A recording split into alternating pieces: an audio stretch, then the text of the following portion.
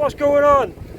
I tell you what's going on. Welcome to another episode of watching Stupid Dave in stupid conditions try and catch a stupid fish. So I've come down to Roost Point. It's absolutely blowing a gale. The sea is massive. It's just starting to rain. I've got about 90 minutes of low water, a small window of opportunity, but I got an itch and I need to scratch it, so I'm out. Here's the rain, grill, love it, like a challenge. Let's see if we can catch a fish. So here's the plan, and this is how it is. 5-0 dongle, fish bait, 7-ounce leads, bang it out there. It's rough ground, deep water, strong tides. Hopefully if I can get a bait out far enough, we'll catch a fish. It all depends if I can hit that distance today in these conditions.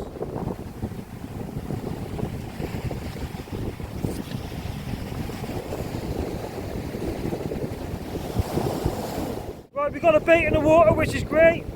It went out there, maybe 90 yards. I'm happy with that. There's a lot of weed in the water like there was last week, so it could be a complete washout today. But I like a challenge, I like taking a risk. I like coming to these venues when it's really unsavoury, so I can get a feel for the place, and it gives me good experience, and that's what life's about, experience.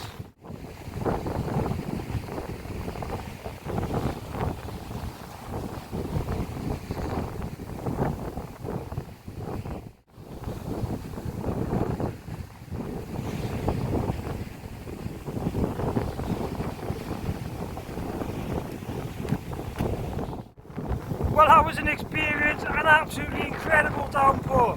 The sea was just like a field of marbles. I missed that first bite on the dongle. It got smashed by an eel, I'm guessing. The tip was up, and they don't always hook up on a dongle. I've got a pair of J's out there now, and I've just put a 3-hooker out there with some little bits of worm on, try and catch a pouter or something. Look at the blue sky, where's that come from? It's crazy.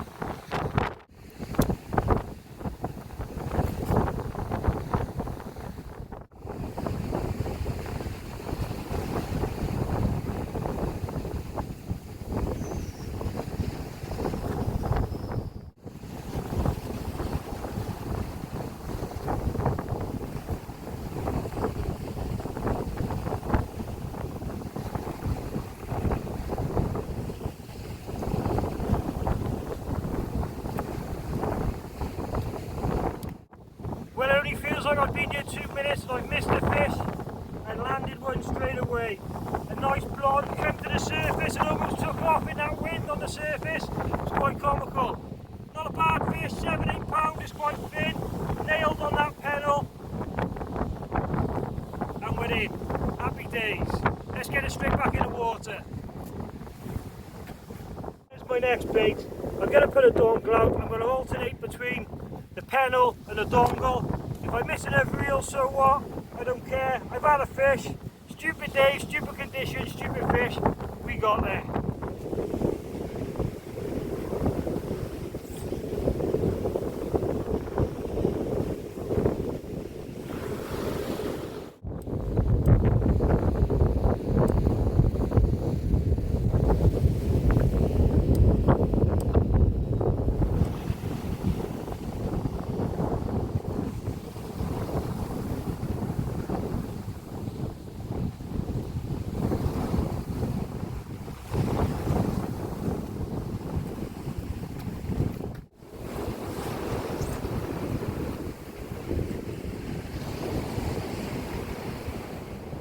There we go, fish number 2, we're on a roll, look, a bit smaller this time, about 5-6 pound, hooked on that dongle bait you see me show you, and we're in, another blonde. Let's get it back in the water, let's get another one. Here we go, bit of information about Roost Point. Sorry if I'm shouting, but it's blowing a gale. I'm fishing about 50 yards to the right of the cut. So there's the cut, I'm about 50 yards over towards Roost Point. It's really rough ground, there's strong tides, it's not for the light-hearted. It's really good fishing at times, and other times it's barren, like a lot of places in South Wales. You just got to hit it right. And the blonde race season's definitely kicked off this year. There's loads of fish on the spit, there's loads of fish on the island, there's fish up Botherton Way in that area, there's fish all over the place, so it's really good. that the fishing has changed, the seasons have come into play, and this is what we're going for at the moment, blonde rays. I'm not a massive ray lover, but I'll take them every day of the week. I'll give you a little tip about fishing for rays. They love a bit of squid. Squid is a fantastic bait. It doesn't matter what you mix it with, bit of squid on there, and they'll scopple it right up. That's what you call a slack liner.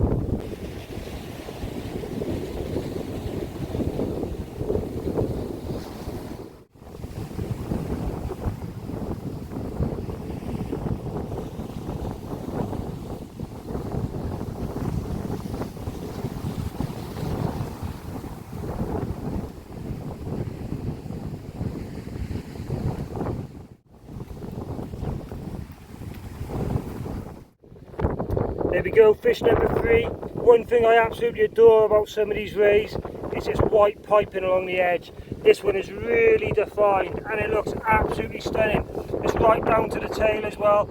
And I tell you what, that is a really beautiful looking fish. That white piping really sets it off, gives it a frame, gives it a profile, and it looks really... There we go, fish number 3. Look at that beautiful white piping I was just showing you. Looks absolutely stunning. I'm going to get this fish straight back because I cannot sit still for 2 minutes. I haven't even baited up each time and the rod is out, over or out, and there's a fish on. It's fishing really well. Can't believe it, but we're on it. Right, last one took a nice lump of mackerel and squid and a bit of sand eel on the side, so that's what's going out again.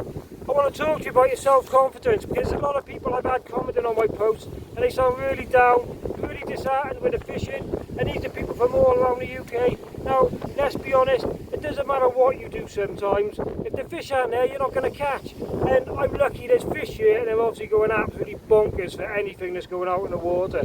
And that makes it really easy. They're really easy to catch some days. And other days, if there's no fish there, you're not going to catch anything. And that doesn't matter where you are in the country. If there's no fish, you're not going to catch. So for Christ's sake, just go out and enjoy your fishing, regardless if you catch. And if you do catch, it's a bonus. Just be grateful you can go out, you can get on the beach, you can get that fresh air, you spend some time with some friends, make some memories, and go enjoy yourself, because tomorrow you might not be able to. So get out there, go fishing, and if you catch or not, don't give a fuck, just enjoy yourself. You'll be better for it, trust me.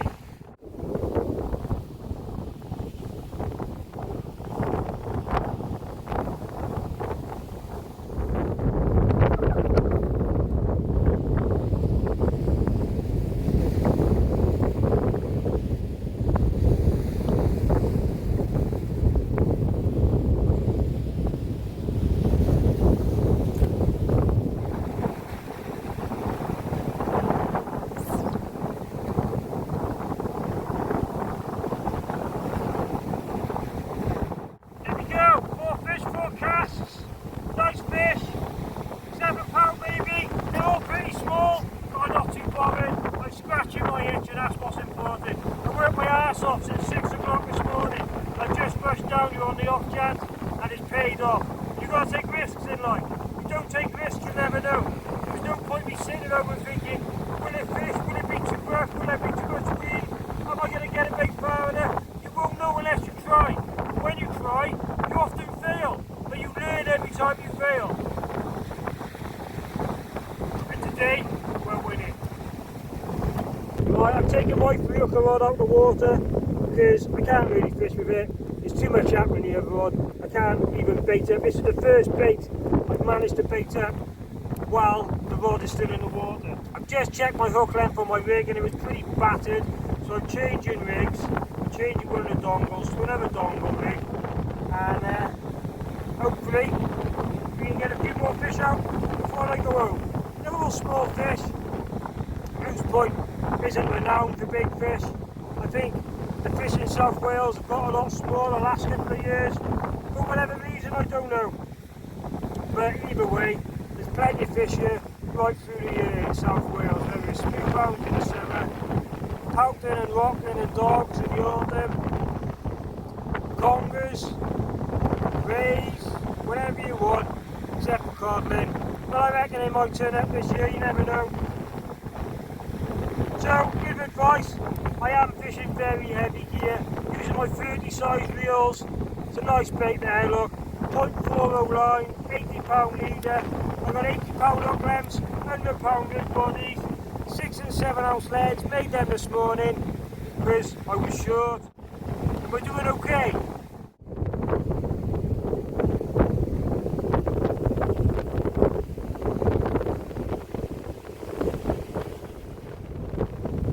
I'm slowly running out of battery on my phone, so I don't know if I can finish the video.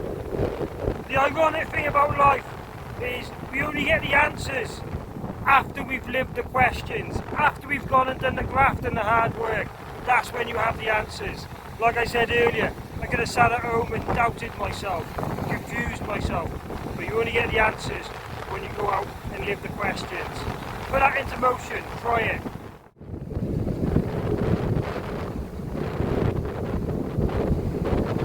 I reckon that's another fish. Let's get on it.